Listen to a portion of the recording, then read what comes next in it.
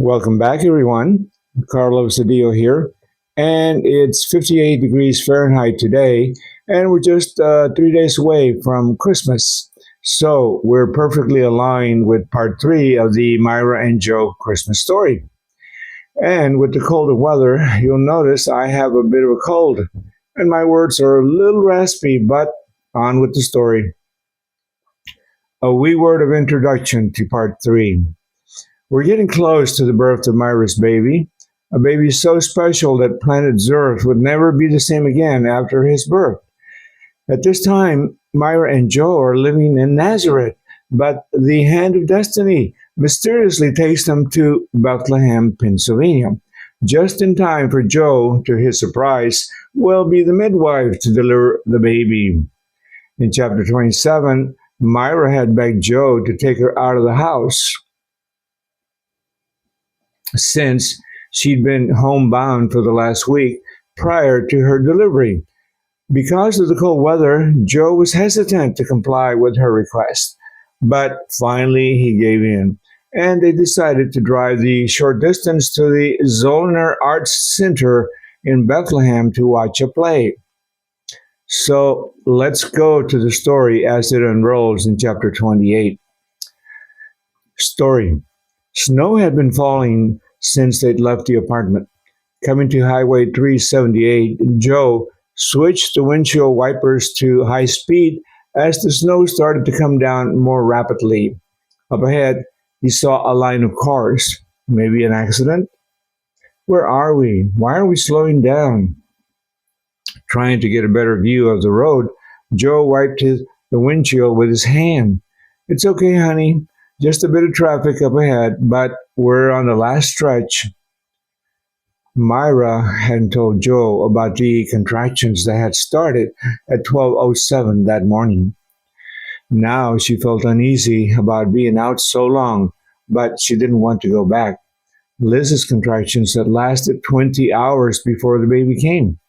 Surely we'll be back in Nazareth in time for the delivery, Myra assured herself.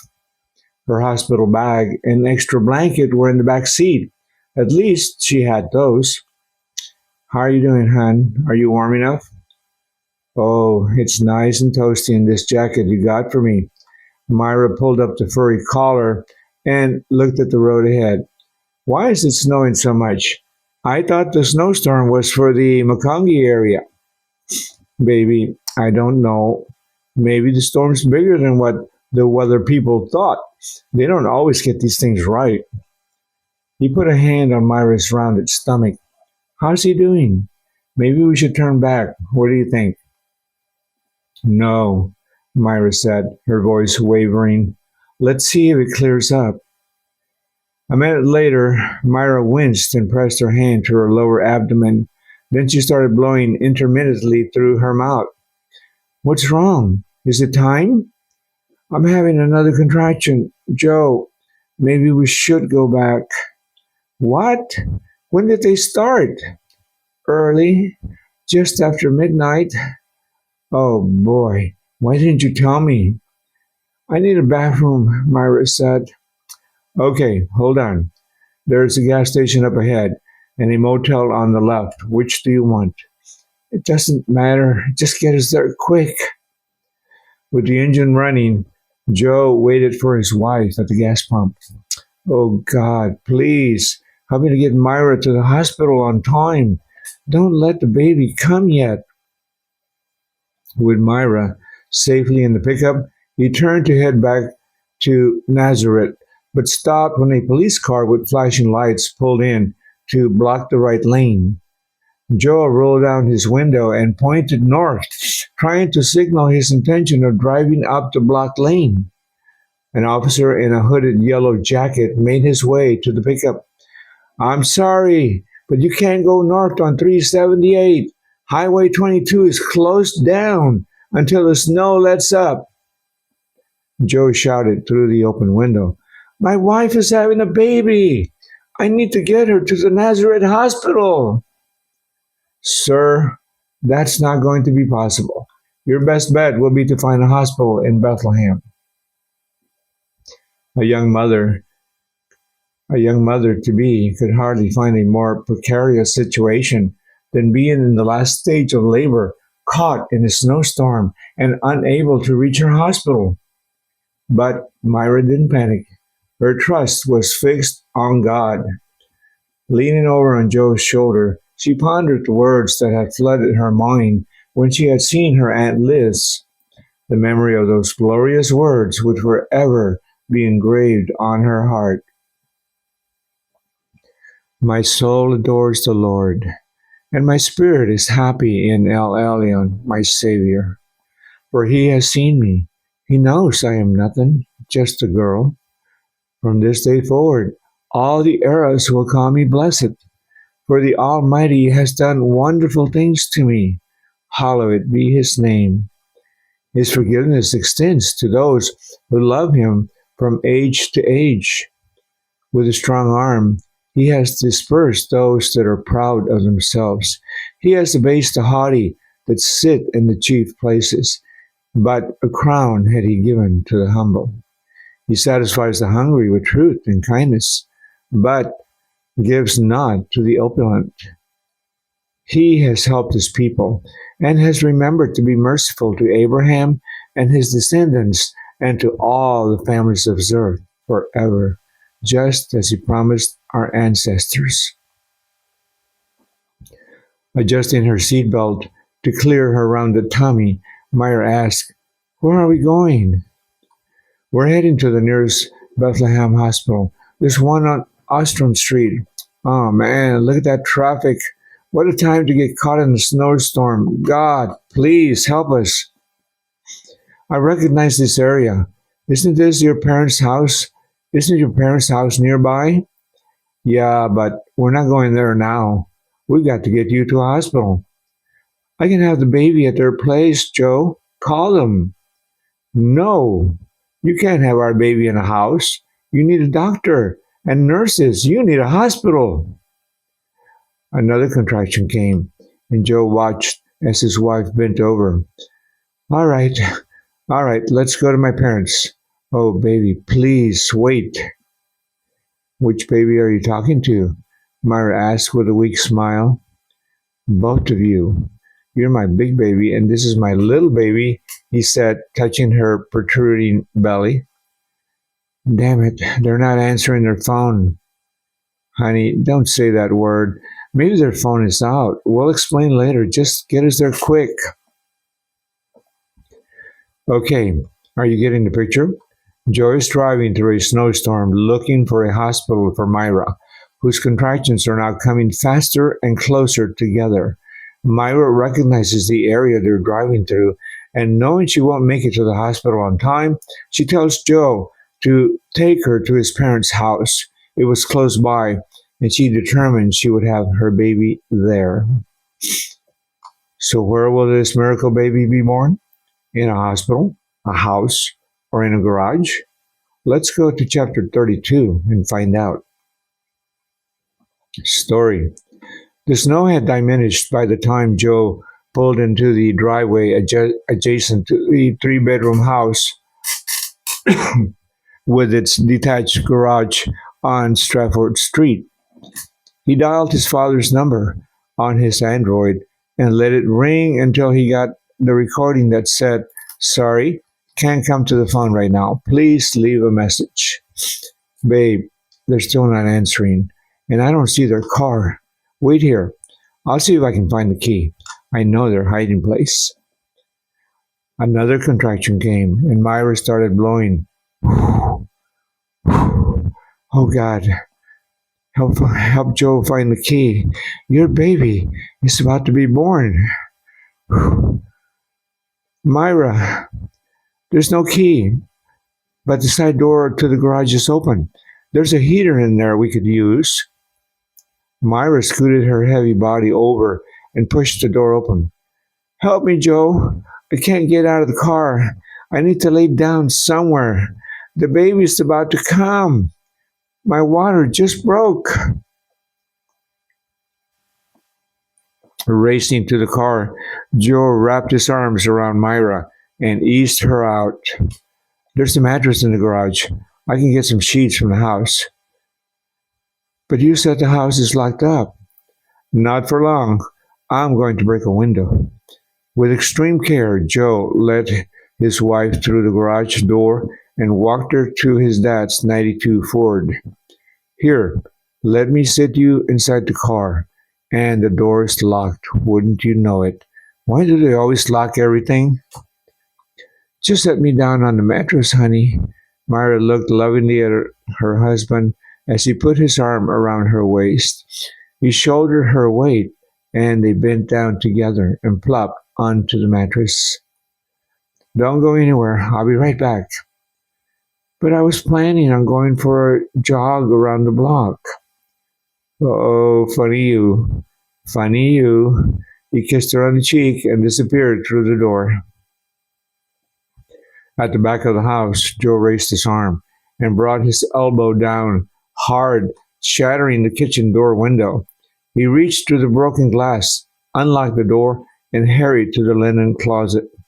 A moment later, Joe entered the garage with clean sheets and blankets. You got them. Wonderful. Can you go back and see if you can find another heater? We'll need towels, lots of them, and alcohol, and boil some water. Find a sharp knife or scissors, and a cord, or maybe string. See if they have latex gloves. Joe's mental faculties began to falter. Myra, the back door's open now. Why don't I take you to my mother's bedroom?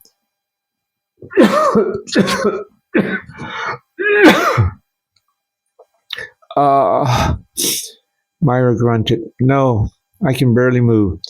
I'll have the baby right here on the mattress. Back in the house, Joe ransacked the kitchen drawers and closets until he found everything except scissors. Before returning to the garage, he set a pot of water to boil on the 6-burner stove.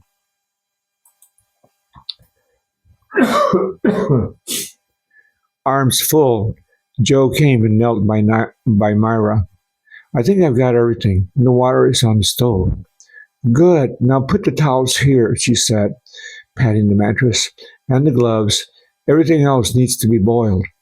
The contraction came and she waved twice. Hurry, she muttered weakly. Licking her dry lips, licking his dry lips, Myra's semi-dazed husband took the items to the kitchen and placed them in the boiling water for sterilizing. He pulled out his cell phone and called the nearest hospital. The water had started to boil, but there was still no answer from the hospital.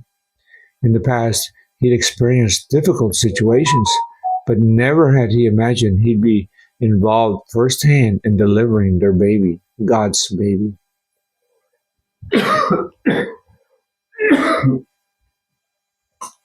Dear God, give me the strength for this. Help me to remember the delivery tips I Googled, and please warm up the garage for your baby. Myra prayed before focusing on Joe. Put those towels under me, Joe. We've got to get ready. The contractions are coming faster and harder. Is that heater working? Put it on max. I need to prop up higher. Get more pillows or cushions, anything. The man kneeling on the mattress didn't move.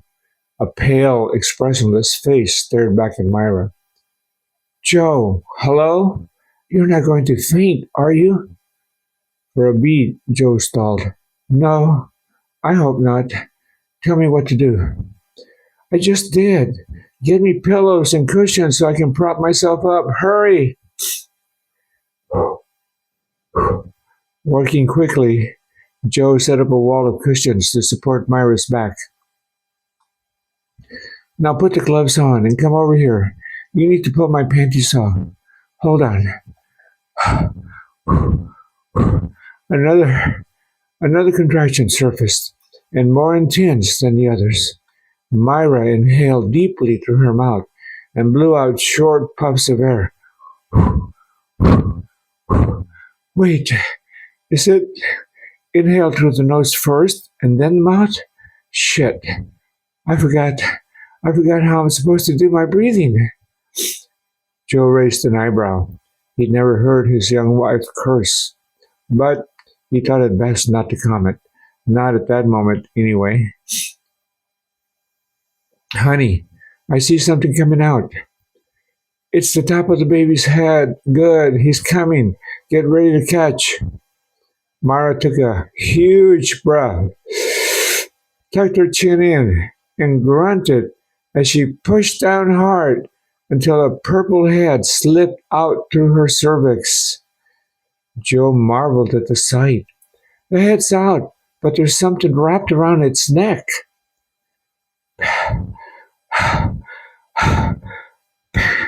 Panting, Myra looked down, but all she could see was her large belly. It's the cord. Just pull it over his head. Be careful and go easy. Joe moved his hand toward the umbilical cord and stopped. He pulled back instantly. I can't do this. Oh, God. He steadied his hands and tried again. And then he was surprised at how easy it was to unloop the cord from the baby's neck. Okay, done. Now what, honey? The woman was grunting and pushing again. Suddenly, the full bundle of life slipped into Joe's hands. A baby of glorious wonder had come into the world. Whew. Myra took the baby against her bare breast, being careful not to pull out a cord still attached to the tiny body. Oh, what a precious little thing. Isn't he beautiful? Thank you, dear God. Thank you so much. Looking at her teary-eyed husband, she squeezed his hand and said, You did wonderful, babe. You're the best. Okay, we're not done yet. Feel the cord? Is it still pulsating? Joe took the cord between his fingers. It's throbbing. Get the nylon string and knife from the bowl, honey. You'll need to cut the cord as soon as it stops pulsating. Joe protested. Do we have to do this? I've been calling the Bethlehem hospital. Can't we wait for the doctors? Did you get through to a doctor? Myra asked. No, they're not answering. Thanks for trying, hon. But I can't wait. Come on. It's not that hard to cut the cord. I'll walk you through it. How do you know so much about these things? I watched the midwife as she delivered my Aunt Liz's baby, and I took notes. I knew I'd be having my own baby. Okay, we'll stop here. See you in part 4. All portions of this narrative are taken from the book Myra and Joe, found on Amazon. All rights reserved. Contact information, email carlos.ccedillo@gmail.com. That's carlos.ccedillo@gmail.com. YouTube channel at binfighter2443. All for now.